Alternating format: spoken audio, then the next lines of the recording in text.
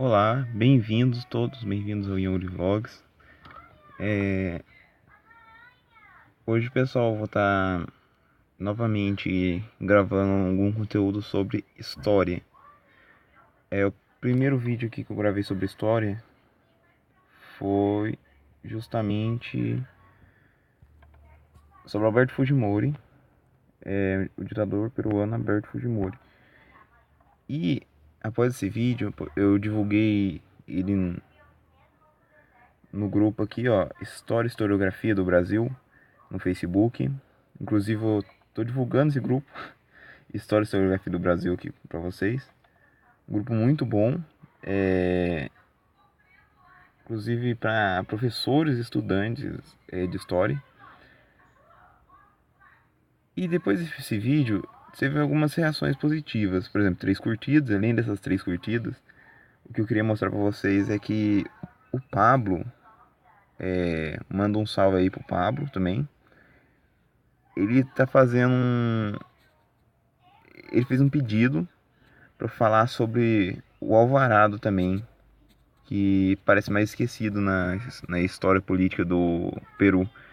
Então, vou falar sobre Velasco Alvarado, o general Velasco Alvarado, hoje aqui nesse vídeo. Então, vamos para o conteúdo. Então, pessoal, o artigo, o texto base que eu vou estar usando, que eu li, né, no caso, para falar para vocês sobre o assunto, é o Ditadura Militar e Reformismo no Peru, de 1968 a 1975, com de Lúcio Flávio Vasconcelos. Não estou usando apenas ele, eu só cito ele porque ele é a fonte base, estrutural de todo o conteúdo do vídeo. Mas também usei alguns outros sites autônomos, digamos assim. Então, sem mais enrolação, quem foi o Velasco? Velasco Alvarado. Ele nasceu em 1909, numa cidade chamada Piura, no interiorzão do Peru. E,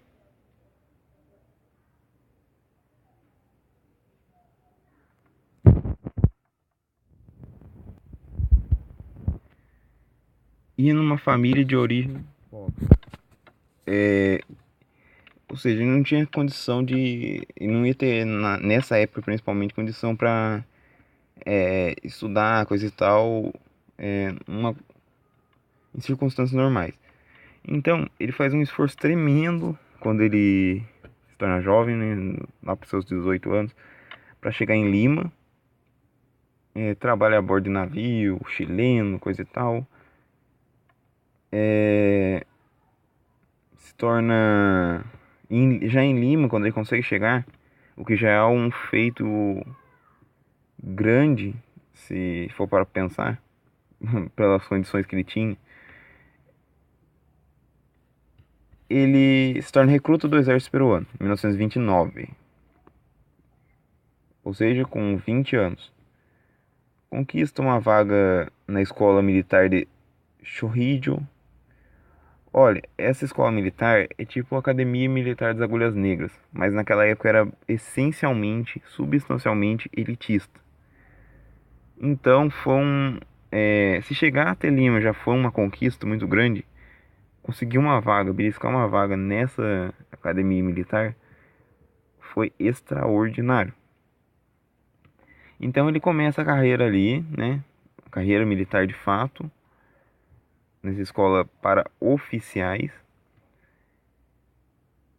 até que, bom, aí tem várias escalas, né? Ele passou por tenente, tenente não sei o que, tenente coronel, coisa e tal, mas isso não vai interessar muito ao vídeo. O que interessa é que em janeiro de 1968 ele se torna comandante-geral do exército, o posto mais alto que ele poderia chegar. Será mesmo? Porque justamente aí, em 1968, ocorre o golpe militar que depõe Fernando Belaúnde. Então ele acaba se tornando um ditador militar. Só que tem alguns poréns, que aí sim entra esse artigo, que eu estudei nesse artigo.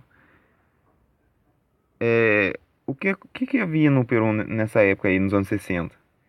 O Belaúndio, o que ele fez de tão errado? Bom, gente, primeiramente, os regimes militares floresceram nessa segunda metade aí do século XX por toda a América Latina, certo?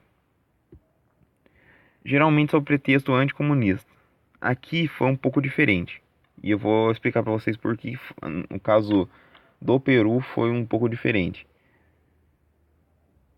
Bom, primeiro que primeiro que é o Belaúndio, que é o antecessor dele. Ele simplesmente prometeu uma coisa que ele não conseguiria cumprir. Vamos ser mais sintéticos. Como assim?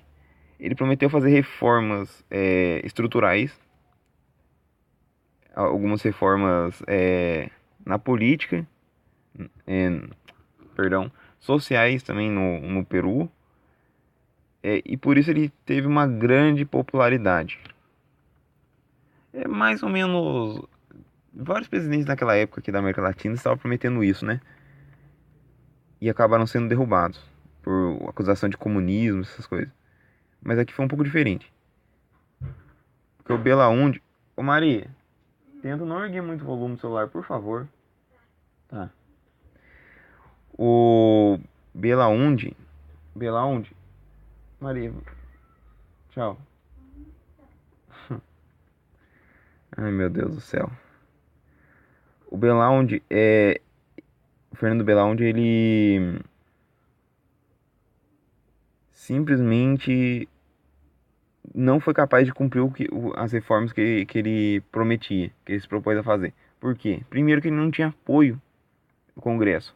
A oposição era bastante forte, pelo que eu entendi aqui. É, também a questão aí do... Daí tá alto, né, Maria? E desculpa aí se estiver tendo interferência no som.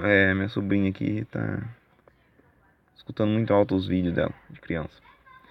Enfim, tinha uma petroleira dos Estados Unidos ali, coisa e tal.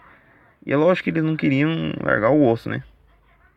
E não era o Belaúnde que ia ter peito para fazer isso também. Então começaram a aparecer. Ele prometeu, por exemplo, reforma agrária, ele não conseguiu cumprir. Aí começaram a aparecer guerrilhas. Aos poucos começaram a aparecer guerrilhas também ainda no governo democrático, guerrilhas no campo. A princípio, o Fernando tentou passar passar o pano por cima, falar, não, não tem nenhum problema, é só ladrão de gado, essas coisas.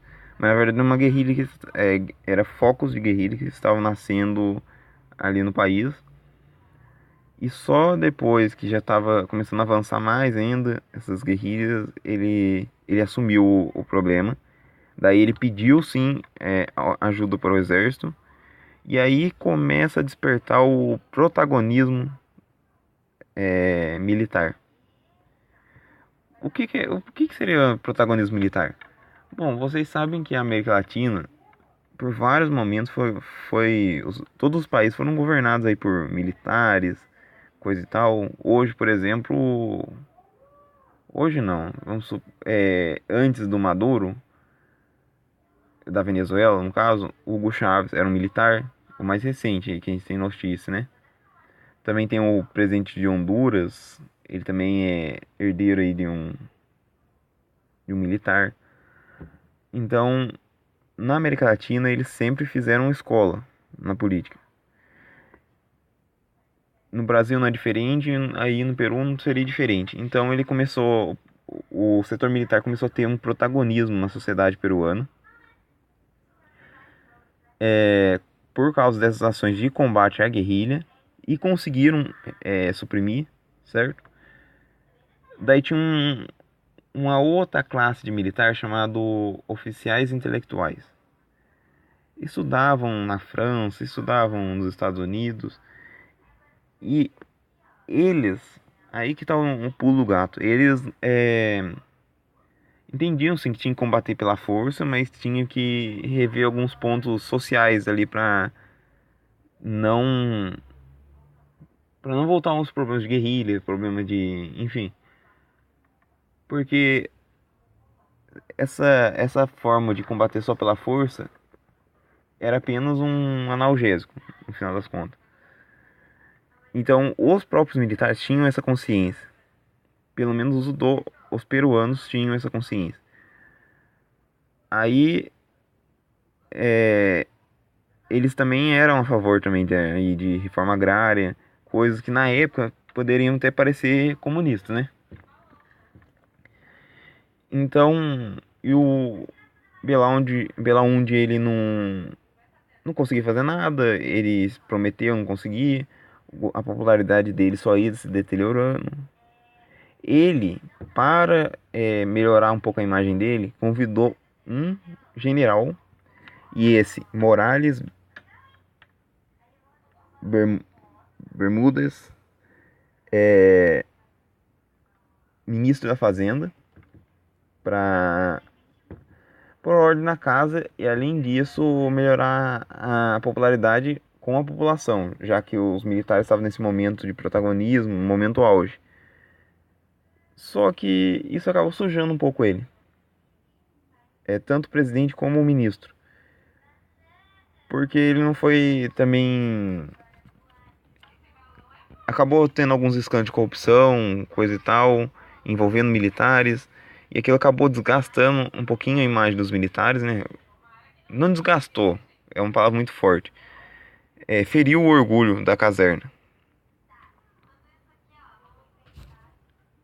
E, portanto,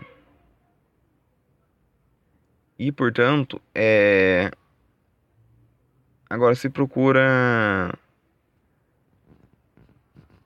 a oposição também, é claro, fazendo sua parte, né? Atrapalhando o Belaúnde. E então o Belaúnde começa, por pressão da oposição, acaba atrapalhando seu próprio ministro de fazer seu trabalho. E chega a ponto de demiti-lo do cargo. Aí isso fere ainda mais o orgulho dos militares, né? Do setor militar. Que começa a se sentir ameaçado. E que começa aí então a planejar um golpe e depois se Fernando. Então, é, se lança, deixa eu achar justamente aqui no artigo, né? A parte, a conspiração militar. Então se lança assim, clandestinamente, claro, o Plano Inca. Que consistia?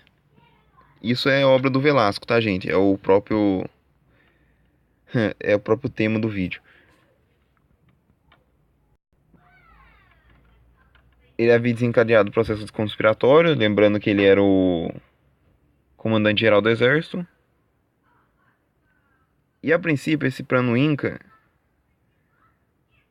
era para um plano alternativo de governo do exército, certo? E não, primeiramente, a princípio não falava em deposição do presidente. Eles só queriam mais poder político, político mesmo, para os militares. Depois que viram que isso não seria possível, que o Belaúnde ele estava congelado, estava se deteriorando, coisa e tal, eles realmente decidiram aí sim o golpe. Daí, no dia 3 de outubro de 1968, o golpe militar no Peru, derrubado pela UND, e sobe ao poder Velasco Alvarado, o general Velasco Alvarado. que começou uma política que não descartava tudo aquilo que o Belaúnde tentou fazer.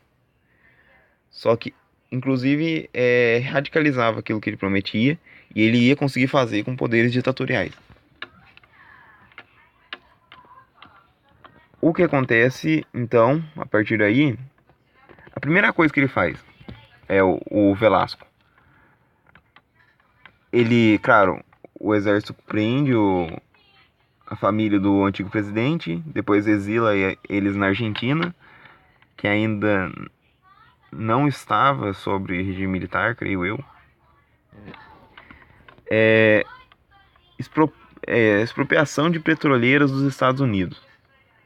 Uma empresa apenas, pessoal, dos Estados Unidos foi expropriada, foi nacionalizada, a IPC. E essa é,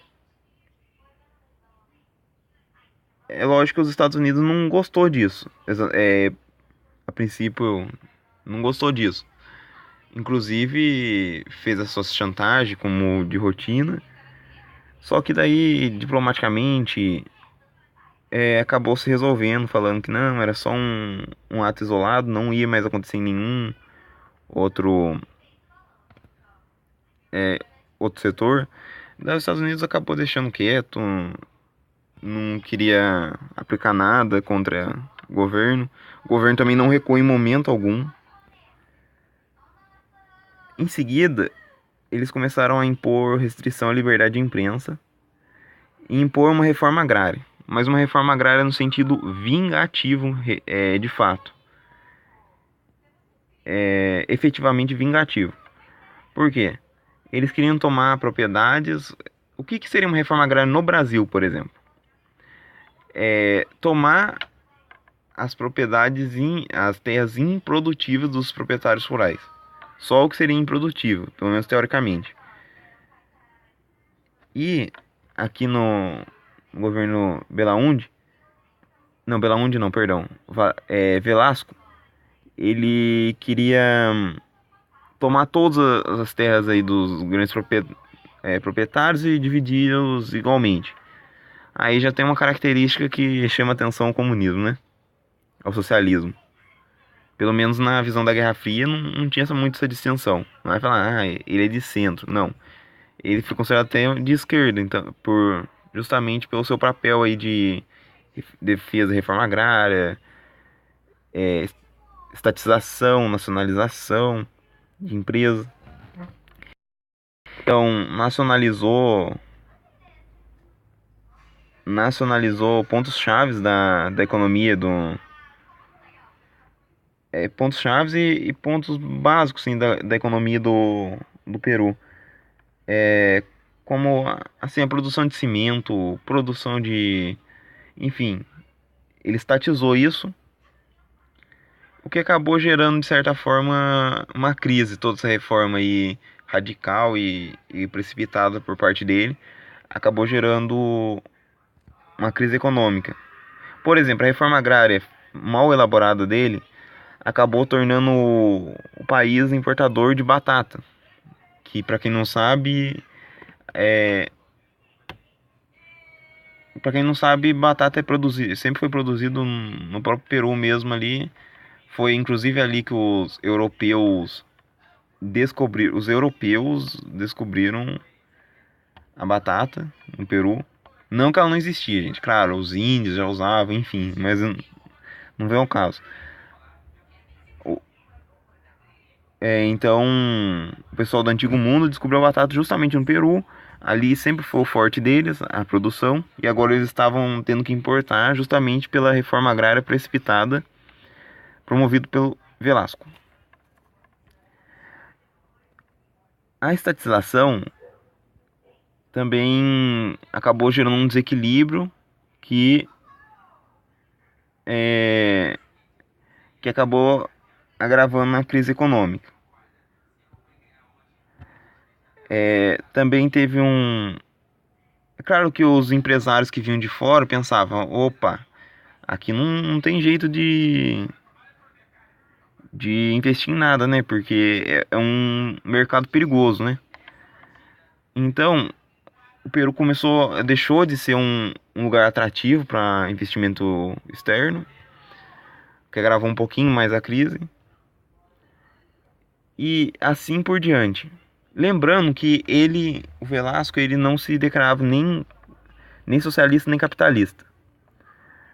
Acabou saindo como socialista para muitos, né? Por causa dessas reformas.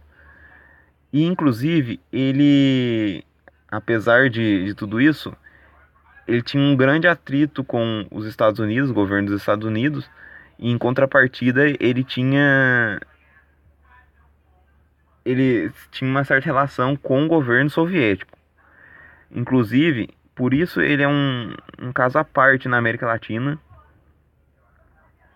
Um caso à parte da América Latina, porque os regimes militares surgiram para combater o socialismo. Ali ele combateu, só que da forma dele, e ainda fez negócios com a União Soviética, comprando armas. E comprando armas para quê? Porque ele já. Algumas fontes dizem que ele tinha em mente começar uma guerra contra o Chile. Uma vingança de uma guerra passada ali no Pacífico. Então ele tinha em mente isso. E acabou fazendo negócio com a União Soviética. Bom, tendo em mente tudo isso, não a posição política dele, mas a crise que os atos dele causaram, ainda somado a problemas de saúde que ele começou a desenvolver,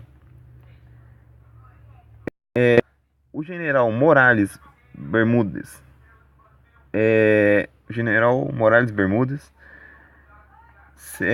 que era o ministro, vocês lembram quando eu falei, para guardar o nome, era o ministro do Belaúnde, que era o antecessor do Velasco, viu aquilo e resolveu dar um golpe dentro do golpe, ou seja, derrubar o Alvarado, Velasco Alvarado. Então esse seria o fim não do regime militar, mas das tentativas aí de reformas. Esse general posterior alegando incapacidade de saúde, incapacidade de esse general Morales alegando incapacidade de saúde, incapacidade administrativa do Velasco, derrubou ele e começou a desestatizar a economia. Começar a abertura política também. Um processo que durou até o ano de 1980. E o final vocês já sabem.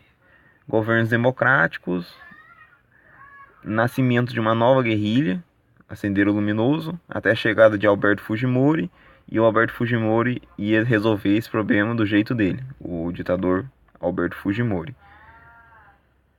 Velasco, então, depois deposto em 30 de agosto de 1975, acabou morrendo em 24 de dezembro de 1977, por decorrência desse estado de saúde, que inclusive foi usado como argumento por Morales aí para derrubar ele. Ele teve que amputar uma perna. Eu não lembro aneurisma. Eu não entendo muito de medicina, então eu não sei qual exatamente o problema de saúde que levou ele à morte. Mas levou 2 anos depois da queda dele na capital peruana, Lima. Então, pessoal, é isso. Desculpa se eu fiquei repetitivo, se eu tive que intervir em algumas partes, parar. Eu acredito que se alguém ficou com alguma dúvida ainda, pode perguntar nos comentários. E se alguém quiser algum outro tema que eu fale de história, pode pedir também nos comentários. Então, o que eu tenho a agradecer a quem escutou até aqui. Eu vou tentar nos próximos vídeos também mostrar um pouco mais a cara, né, o rosto. Então por hoje é isso. Valeu, um abraço e até mais.